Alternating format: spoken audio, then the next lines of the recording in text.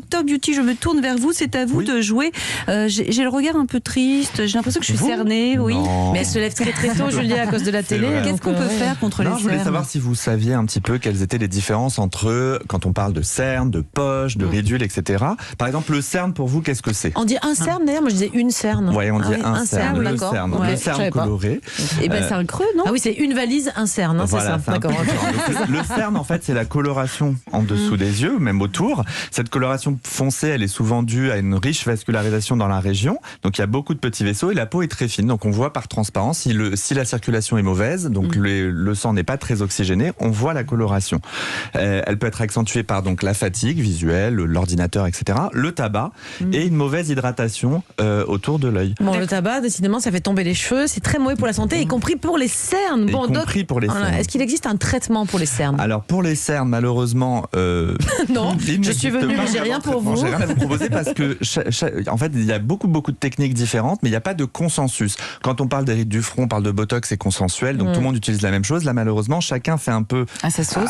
Et du coup, il n'y a pas vraiment. Donc le bon anti-cerne, ça peut aider. Et hydratez-vous bien.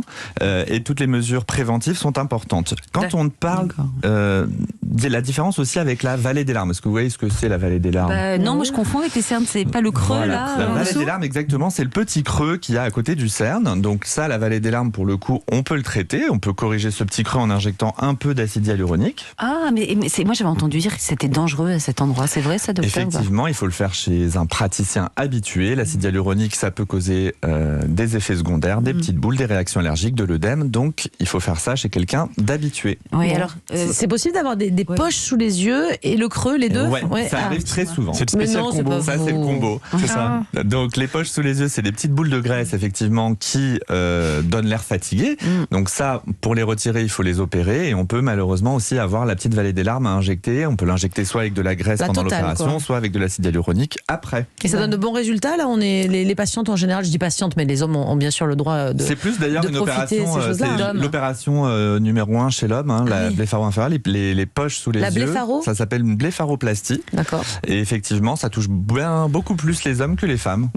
Jean-Marc? Mais les cernes, ça vient aussi avec l'âge ou c'est quelque chose qu'on a depuis toujours? Ou disons que les poches sous les yeux, tout le monde a des petites boules de graisse qui ne servent à rien anatomiquement. On a tous une petite membrane qui les retient, d'accord? Et cette petite membrane, soit congénitalement, c'est-à-dire que dans une famille, on a cette membrane qui est un peu faible et donc les poches apparaissent très tôt, soit avec le temps et avec l'âge, cette petite membrane qui retient ces petites boules de graisse s'affaiblit d'année en année. On a les poches qui apparaissent avec l'âge. Il y a des gens qui en auront jamais. Marion Sauveur, en dehors du fait qu'elle est très très jeune, puis voilà, elle a absolument rien. C'est le Mont d'Or, ça protège peut-être. Non, je sais pas, mais il y a des gens qui n'en auront jamais, non, peut-être. Il y a des gens qui en auront en tout cas moins, mais ça apparaît quand même globalement toujours un petit peu avec quand on le fromage ne suffira pas. Et Marion. La fatigue, ça fait pas apparaître les cernes, c'est pas ça? Bien sûr, la fatigue visuelle. Alors souvent on confond aussi les poches et le petit muscle qu'on a sous les cils, le muscle orbiculaire. En fait, des fois j'ai beaucoup de patientes qui viennent me voir en me disant mais je viens pour les poches et on a un petit contour sous les yeux.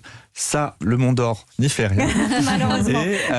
Et ça, c'est parce que vous regardez trop sur l'ordinateur, vous contractez beaucoup le muscle et votre muscle, le muscle orbiculaire est musclé, ça fait une petite épaisseur sous les cils. Et souvent, les gens confondent poche et hypertrophie du muscle orbiculaire. Et alors, quitte à se faire opérer, mettons, on est d'accord. Pour la blépharoplastie. Pour la blépharoplastie, est-ce que pendant que vous allez enlever la poche, est-ce que vous allez en profiter pour enlever les rides? Alors, les rides, c'est un peu différent. Les rides, on peut les retirer si on a Elle se renseigne pour une amie.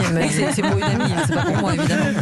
Les rides, en fait, c'est difficile de retirer les rides dans cette région parce qu'on a un risque, c'est de changer de regard. Quand on tire trop sur la peau dans la zone inférieure, on peut avoir l'œil qui devient rond. Je ne sais pas si vous aviez déjà entendu parler de ça. Non, on peut avoir l'œil un peu, ou même carrément, on voit un peu plus la conjonctive, ça s'appelle un ectropion. Donc il faut faire ça avec parcimonie. Si on a un excès de peau, on le fait.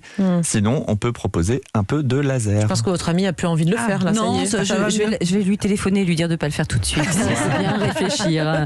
Merci beaucoup, docteur Aurène Marco, notre docteur Beauty. Merci d'ailleurs.